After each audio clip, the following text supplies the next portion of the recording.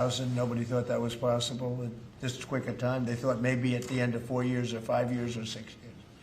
But we did it in the first year. And we had 48 stock market highs, Roger. So Roger's a big beneficiary because he has a lot of stock.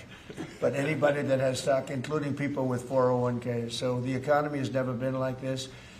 It was just announced that crime is at an all-time low. Best numbers on crime in the recorded history of our country, and the lowest numbers of murders in the history of our country that we have. Recorded history goes back 125 years. That's not bad. And a lot of that is because of the fact that we have a closed border. We've taken out thousands and thousands of criminals and murderers and drug dealers and everything else. And we've either brought them back to their country, or in some cases we have to put them in our jails because we don't want to have them come back. And so we don't want to just bring them back to their country and then they maybe come back. Despite our border, they're pretty sneaky, pretty smart. So we're doing things that nobody's ever seen before. The country is really in great shape. We have a large armada, flotilla, you can call it whatever you want, heading toward Iran right now. Even larger than what we had in Venezuela. It's still in front of Venezuela. The Venezuelan situation, the leadership is doing a very good job. We're very happy, and we're getting along very, very well. And we're inviting countries of the world very shortly. They're going to be starting to take the oil. We're going to be heading that with the country, and it's worked out really well. We're now sending actually a larger number of ships to Iran. And hopefully we'll make a deal. If we do make a deal, that's good. If we don't make a deal, we'll see what happens. But this is going to be exciting. So I'm going to ask, and he really is a legend. He's a great man. I've known him for a tremendously long time. I refuse to say how. We were both young. Now we're both a little older. We refuse to say old, but we're a little older. But Roger Penske is the chairman, as you know, of Penske Corporation. He's got everything you can imagine. Mostly, I think, to do with automotive. And I'd like to ask him to say a few words about the event, because this is going to be, they're putting everything behind it, and I think it's going to be really exciting. Roger, please. Well, thank you, Mr. President. This is a really amazing time for us as a company to support the 250th anniversary for the country. And there's no better way for us to bring automotive and speed into the D.C. area, and to have the opportunity to be able to compete here with our Indy cars. As you know, we own the Indianapolis Motor Speedway, and we are taking that history of over 100 years and the speed and what's taken place there with the different manufacturers and bringing it here to this race will be amazing. Certainly the Freedom 250, when you think about it, it's just a byproduct of what the President has done during this year, and this will be an event obviously in August, which will make a huge difference, and we're excited. Be areas for people to see. Most of the grounds will be free, so it's going to be an economic benefit to the area, to the city, and obviously with our Fox partner, Eric Shanks, will be our media partner, and believe me, what they did for us at Indy this past year, they're going to take that and put it on steroids, really, and take it to the next level. So thank you, Mr. President, for allowing us to come into your city. It's so great, Roger. Thank you. Great man. Eric, I'd like to have you say a few words. He's done a fantastic job at Fox, and he's really excited about this, and I know they're going to lay it on the line. Eric, please. Sure. Well, thank you, Mr. President, for having us here today. Big shout out to Secretary Duffy.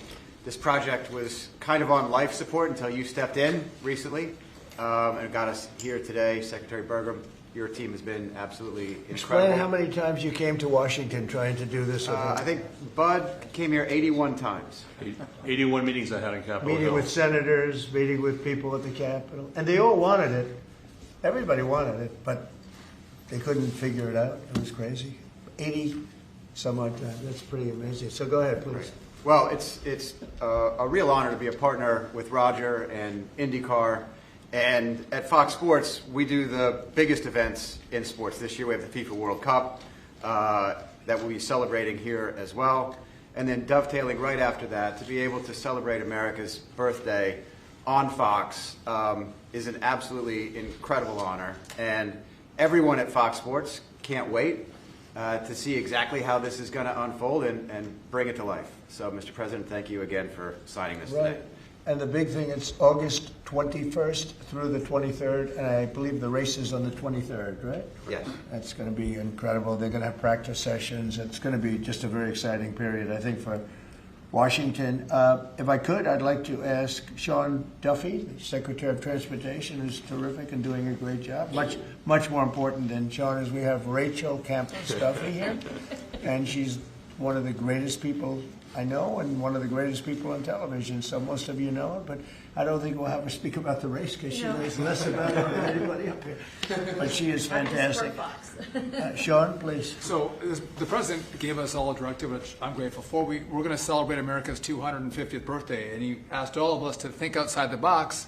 How do we make this historic and cool, and let's all do this together? And he loves the country, he loves the birthday, and so we at DOT were working on this concept. We didn't know at the same time Penske was working on the same project too.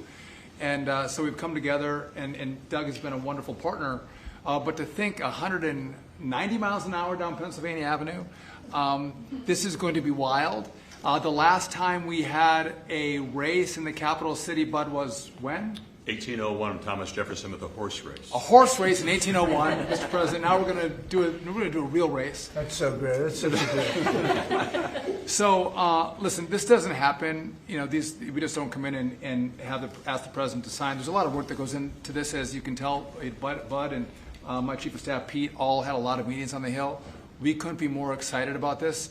Again, I'm going to repeat: this is free for the American people to come to your nation's capital and see a great road race. Freedom, America, speed, and road racing. It doesn't get more American than that, Mr. President. So thank you for signing this, and thanks for all your support. You are fantastic, and what a job you've done. They put it together very quickly. They've been coming here for years, and everybody wanted it. You know, every senator wants it, every Congress, everybody wants it, but they don't get things done. Only Mr. President. Trump gets things done. We didn't have 89 meetings. We had maybe a half a meeting. I think this is probably about a half a meeting. I'd like to thank Pete Meacham for the great job you've done representing us, and Luke Bunting. These are two young people that work with us, and they've really been fantastic. I'd like to ask Doug Burgum to say a few words. He's very much involved through his position of interior, because a lot of the space is interior. He sort of has, I think he's the largest landlord anywhere in the world by far. So Doug, could you say a few words, please? Yeah, absolutely. Thank you, Mr. President. This birthday that's coming up, the 250th anniversary of America, Freedom 250, is the most monumental birthday maybe of any country ever in the history of the world. And President Trump, with his directive to celebrate this thing, we've got what's more American than race car driving? What's more monumental than the Indy 500 as an icon of what's going on in our country? And so merging the history and the tradition of our capital, Washington, D.C., with the speed and the innovation that goes on in the IndyCar series is incredible. And it's a great metaphor, because the speeds we're talking about is the speed of President Trump. I want to reiterate, there weren't 81 meetings with the Trump administration. I think it was they called President Trump. He got Sean and I going, and that was like from Saturday till now, we have a race. 1 week. 1 week we have a race, as opposed to like 4 months of talking. So I think there's also a metaphor here about President Trump, who's an incredible sportsman. He's an athlete himself, but he loves sports. And so whether it's soccer, UFC, the football draft, NFL football draft coming, IndyCar, and all the teams that he hosts here. I mean, to any American who loves sports, you ought to love this president, because he's bringing professional sports to our capital. And again, August 21st to 23rd, you talk about the economic impact. By the time all these reporters get done telling the story, there's not going to be a hotel room available in this city on that weekend, because everybody's going to want to be here. Right. People that maybe have wanted to see an IndyCar race their whole life are now going to have an opportunity to come to their capital, celebrate 250, and see an IndyCar race for free. and they're going to be able to see it on the National Mall. And wherever you put down your lawn chair and watch this race for free, you're going to be staring at the Washington Monument, the Lincoln Memorial, the Jefferson Memorial, and I'm sure there's going to be fireworks this weekend too. I'm sure of that. And if you need a permit, you can get one from Interior. So anyway, it's absolutely incredible. And congratulations to Sean, the Penske organization, Fox Sports, everybody for putting together. This is going to be a great celebration for America. Thank you very much, and you're doing a fantastic job. Could I just ask Bud Danker, he's the president of Penske Corporation, to say a few words, please? Well, thank you, Mr. President. You know, Eric Shanks and I from Fox had this dream, and just last July, and could it ever be possible to bring a race to our nation's capital to celebrate our country's history? And everybody said there's no way. It's impossible. How do you put a race on at 190 miles an hour in a city like Washington, D.C.? I came here, I walked this area for a while, I found a racetrack on the Capitol grounds, up against a lot of meetings and couldn't get the kind of support we need. So within a week, Secretary Duffy and we put this together with the President, didn't we? And now we have a race here on our city property, on the national properties that is going to celebrate America. The word free shouldn't be overridden because we are going to have a free event here. People come out and celebrate our country's history. I also want to thank Mayor Bowser. She has been a great partner in this process as well too. So I know that, Mr. President, she's a great supporter of what you've done here in the city as well too, and we thank her for this. But we're going to have an amazing event. We're going to make everybody in this country proud. We want everybody to come out for free and enjoy this and celebrate our country the way it should be here in the nation's capital. Thank you, Mr. President. And I said pick the best site. It's very important. Pick the best site. Don't go for second or third because there are a lot of different routes. I said pick, even if it's more difficult to get approved. Pick the absolute best site. And they were actually looking at another site, and when I said that, they said, well, the best site is this site, the site we're doing.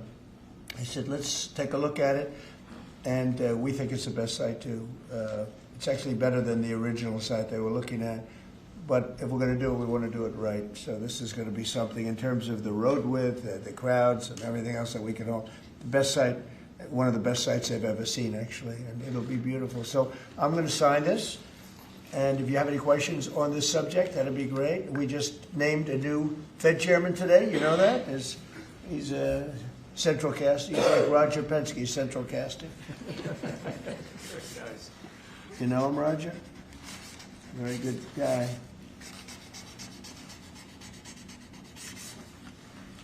Roger, no auto pen. I didn't use an auto pen. Here, Roger, take that. I will. Thank you, Mr.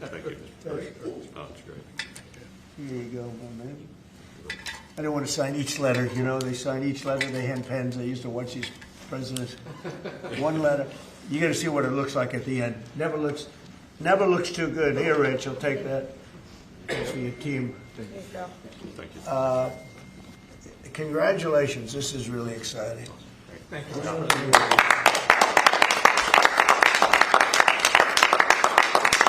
questions about? On the Fed chair nominee, since you just brought it up, did Yes. Kevin Warsh commit to you that he will push to cut interest rates if he is confirmed? No, but we talk about it, and I've been following them, and I don't want to ask him that question. I think it's inappropriate, probably would be allowed, but I want to keep it nice and pure. But he certainly wants to cut rates. I've been watching him for a long time. Senator Mr. Tom President, Tillis. did you have any concerns about his hawkish history of pushing for rate hikes? He's going to want to do the same thing. I think that, yeah, I've had times when I think you've had to really have rate hikes too. But he's very smart, very good, strong, young, pretty young, and I think he's going to do a good. I mean, he was the central casting guy that people wanted. Kevin was great. I tell you what, I met numerous people. Every one of them were fantastic, really fantastic. I wanted to keep Kevin here, and I thought that I called Kevin 1, Kevin 2. And we have, I said, it's going to be a Kevin, but you know, Kevin really has been fantastic at the White House. You all know him. You know him very well. And so we have Kevin W. Are you concerned, Mr. President, about the confirmation hearings? We've heard No. Senator Tillis. No. You think Well, with the DOJ investigation that's going on? This is in the whole country. I would say that this was the perfect candidate. This was not a surprise or anything. This was the man that's most qualified. Top student, best schools, everything was like perfect. Youngest person ever to serve on the Fed. Got the whole package. Looks don't mean anything, but he's got the look, right? Roger, looks don't mean anything, but if they have the look, it's okay. But he's got the whole package, and I think he's going to do a great job, and he loves the country. Mr. President, why are you Yeah, wait. Will you speak to Please, in the back, yes. Are you giving Iran any kind of deadline to make a deal before potentially taking Only military they action? know for sure. Have you communicated that to them Yeah, directly? I have. Mr. Do you have a timeline for when you're going to pull back potentially the federal presence there? No, we'll see how it all works out. You know, they have to float someplace. They might as well float near Iran. But it's a rough situation going on. So I stopped 837 people, as you know, last week from being hung. They were going to hang 830. It was all set. And I mean, I'm looking at the people behind me. They're saying, "What kind of racing's a lot nicer than that?" They were going to hang 837 people, and I told them, if you do it, you're going to pay a price like nobody's ever paid before. They pulled back. I appreciated that. But a lot of people are being killed, so we'll see what happens. I can say this, they do want to make a deal. Mr. President, Virginia, actually, Virginia flipped the governors here, and now they're looking at 50 proposals to increase taxes. What do you think about that? Well, I think it's terrible. I think a lot of people will leave Virginia. I saw that. Look, Glenn was a friend of mine, Glenn Youngkin, and worked so hard on cutting taxes. This woman came in, and in one swoop, she raised everything up higher than it ever was. I don't understand it. I mean, people voted for Democrat, but she came in and she raised, and I'll work with her like I work with everyone else, but she came into Virginia, raised everything to a point like taxes that nobody ever even heard of before. And I don't understand. How do people get elected with this kind of philosophy? This is only in the very modern age. You know, I grew up and I've always heard politicians will cut taxes, everybody screaming, we're going to cut taxes. I cut taxes. I gave you the biggest tax cut in the history of our country in the great big beautiful bill. No tax on tips, no tax on Social Security, no tax on overtime. Interest deductions, Roger, when somebody buys a car, they can deduct the interest if they borrow money. That's the biggest thing in terms of the car business, right? American-made ones. Correct. So we have, you know, I give tax cuts and they give tax increases. I don't know how they get elected. They get elected because they cheat. You want to know the truth? Mr. President, why are you If they didn't cheat, they'd have no chance. They have horrible policy. Transgender for everyone. They have the little thing about open borders so that the world's prison population and mental hospitals can be emptied into our country. It's just a crazy... Men playing in women's sports. Roger, are you a fan of men playing in women's sports? Only as a bettor. You'd like to bet. If you're not a big fan. I don't think so. I don't want to get him in trouble, but I think he joins in 99%. They say it's an 80-20 issue. I think it's maybe 99. It's 99-1. Mr. President, why are you suing the administration and the IRS? Why are you suing? Who are you with? I'm with ABC News. You're a loud person. Very loud. Let somebody else have a chance. Can you answer the Wait a question? minute. Why are you suing ABC fake, IRS? ABC fake news. You're suing. Go ahead. I Can didn't you call answer? on you. Go ahead, please. Go ahead. Go ahead. Yeah.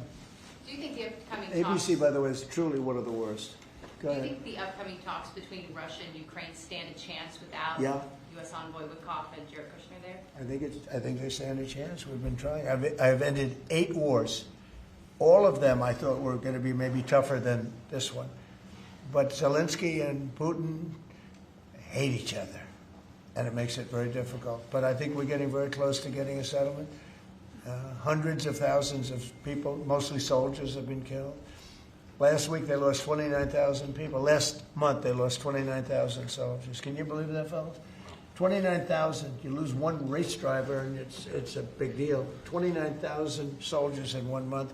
27,000 the month before. I think that we have a good chance of getting it settled. Yeah, ma'am. Please. Mr. President, on the Warsh nomination, what is your strategy for getting past the hold that Senator Tillis has on this process? He said he won't allow. Well, that's that kind of thinking is why he's no longer a senator. He's going to be out of office. It's too bad. I always liked Senator Tillis actually, but he did some things that were not smart. And whatever. I mean, if he doesn't approve, we'll just have to wait till somebody comes in that will approve it, right? So that's it. But I saw that. He wants to be an obstructionist, but we have a lot of obstructionists. I've had a lot, and we've created the best presidency maybe ever. Yeah. Follow up. If Iran doesn't make a deal, is your plan to replicate there what you just did in Venezuela? I don't want to say that. I don't want to talk. I mean, I don't want to talk about anything having to do with what I'm doing militarily. But we have a tremendously powerful fleet there. We have the most powerful ships in the world. We have the most powerful military by far in the world. We showed that on numerous occasions. I mean, I rebuilt the military in my term. If I didn't do, I wouldn't, I think, be able to say that. But I rebuilt the military, the entire United States military in my first term. And now we're building it bigger, better, stronger than ever before. I'm adding to it. We're adding something called a battleship. You would find this interesting. You know, the old-fashioned, beautiful battleships? And we're adding up to 25 of them. Each battleship is 100 times more powerful than the battleships of the 1940s, those big, powerful ones with the guns, because of what the ships carry. But we're going to build 10. And then we'll see how we like them, and we're going to go and do another 15 after that. It could be up to 25 battleships, 100 times more powerful. Can you imagine that? And it's peace through strength. We don't want to use them, but if we have to use them, we will. Mr. President, on the Fed, should the DOJ continue with its investigation into Jay Powell? That seems to be a sticking point for Senator Tillis.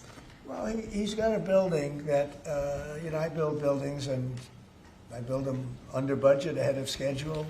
I build them, but they're within reason always. And this is a small little complex that's costing billions of dollars, most expensive job per square foot ever built.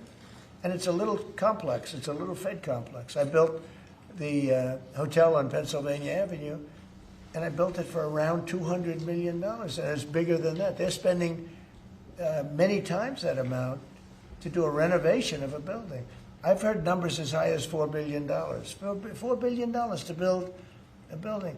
I could have renovated that building and fixed it up, made it beautiful for $25 million. They're going to spend close to $4 billion on it.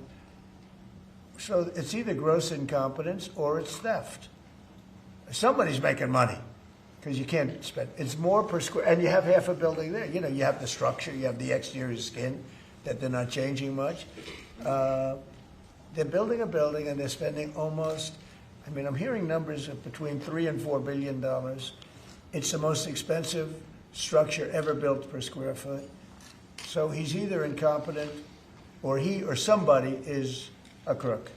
And we'll find out. Mr. President, do you think the CEO should step down? So, on Minneapolis, Governor Tim Walz recently likened the conflict on the ground to Fort Sumter, sort of implying that this is the beginning of a civil war. Do you agree with that characterization? Do you feel like there's a civil war brewing in Minneapolis? well, does he know what Fort Sumter was, or do you think somebody wrote it out for him? No, this is, I was elected on law and order. I was elected on a strong border. We had a border that allowed 25 million people to come in. Many were murderers. They murdered people. We had 11,888 murders. We had prisons, including Venezuela, but Venezuela opened its prisons. So did the Congo. The Congo in Africa opened its prisons and dumped people into our country. Many countries did that. I would have done that if I were leading a country. I would have dumped the prisoners into our country. We had open borders. We had all these things. I was elected on law and order. I was elected on the economy. I was elected on a lot of reasons, because when I took over, we inherited a mess. Prices were too high. Inflation was the highest it was in 48 years. I say ever, but the media always corrects me by saying it's only 48 years. I think 48 years almost sounds worse. But when I was elected to do a job. And one of the big things I was elected to do is law and order. We now have the lowest crime rate in the history of our country. We have the lowest murder rate in the history of our country. We have Washington, D.C., which was a dangerous place to walk, is now a totally safe city. You can walk with your husband or your wife. You can walk with your children right down the middle of the city. Nothing's going to happen. We did a great job. We had the National Guard. We have soldiers. We have people that nobody's going to mess with. And we've taken out, remember, it's not just that. In Washington, we've removed over 2,000 criminals. And, if you look at the numbers, a very small percentage of your population, 2%, 3% of your population causes 90% of the crime. So when you move a small, it's amazing how that works. But the criminals go over and over and over again. So 2 to 3% of your population can cause over 90% of your crime. So it's not that complex. We moved 2,000 people out of Washington. We brought them back to their countries where they came from. They came through open borders by Sleepy Joe Biden. And I will tell you, Washington is safe. If you look at New Orleans, as you know, we went there about 4 weeks ago. I was with the mayor of New Orleans last night. He was at the premiere, and she was at the premiere. She was great. I believe she's a Democrat. She came over. She thanked me so much. She said crime is down more than 50% in just a few weeks. And you couldn't even walk down the street in New Orleans. It's so bad. And now they let us in there, and she is thanking me so much, so profusely. She was great last night. I'd do that if I were a Democrat. I'd say call Trump in, let them do what they do. But we remove people, criminals, from the cities, and they become safe cities. If you look at Minnesota, Minneapolis, we have crime down there because we took out thousands of people, despite all the mess and everything else. But do these people really want to have rapists? Do they really want to have drug dealers and people from prisons and murderers? Do they really want to have them in the community? It's really insurrectionists and agitators, and they're paid. And you can tell a lot of reasons. Number one, they're professionals, with their mouth. But they're also, you look at the signs. The signs are all professionally made. They have signs that are gorgeous. In fact, I want to get the sign because I need a lot of signs for different things. And I want to find out whoever does their signs, they do a beautiful job. Everybody has this beautiful sign with brand new wood. It's like leather panels. They have a leather handle on the bottom. These are not people these are people that are handed signs, and we know pretty much, we're getting very close to it, but we know pretty much who's funding this stuff. These are paid insurrectionists, paid troublemakers. But I was elected by a landslide. I won every swing state. I won the popular vote by a lot. I won everything. And I was elected by a landslide on law and order and on strong borders. We had a border that was so bad, so open, where 25 million people came in over a period of 4 years, and now nobody comes in. Nobody even tries to come in. And I can only say, I think we'll say it very plainly, elections have consequences. The people want law and order. And we have a silent majority. We have a silent majority of people. They don't go and riot and everything else, but they like what we're doing. They like having a safe city. I get calls every single day. Every person I see working in the White House, people I don't know, many people work here, and they say, I'd like to thank you, sir. Why? You've made Washington so great. We walk to work. They walk to work. You people know it very well. You walk to work now. You used to take an Uber or a taxi or something, and you even felt like in danger there. Every person in this building, virtually every time I see somebody, they thank me. Because a year and a half ago, they lived in hell, and now they can walk to work, and they're totally safe. Nothing's going to happen. And if anything did happen, the person that did it would be living in hell for a long period of time. Thank you very much, everybody. Thank you very much. Thank you, press. Thank you, press. Thank you. Keep moving, guys. Thank you. Thank you, guys. Keep moving. Thanks.